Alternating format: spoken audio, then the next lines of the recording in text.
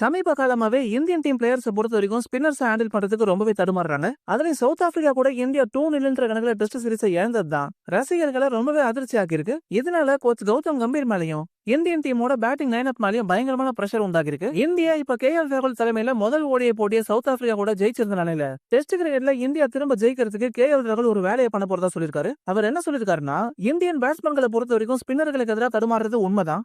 எங்களுக்கு ஹோம் கண்டிஷன்ஸும் இப்பெல்லாம் ஹெல்ப் பண்றது இல்ல. எங்களோட ஷார்ட் செலக்ஷன் தான் மேஜர் ப்ராப்ளமா இருக்குன்னு நான் பாக்குறேன். அதுலயும் லாஸ்ட் 2 சீசன்ஸா ரொம்பவே போரா இருந்திருக்கு.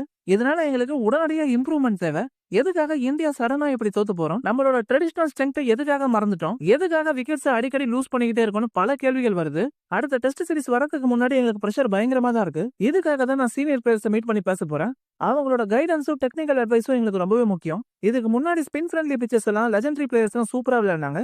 சோ அவங்களோட நாலேஜ் இந்த யங் பிளேயர்ஸ்க்கு கண்டிப்பா உதவும். என்ன பொறுத்த வரைக்கும் நம்மளோட ஈகோவை விட லேர்னிங் மைண்ட் செட் தான் ரொம்பவே முக்கியம்.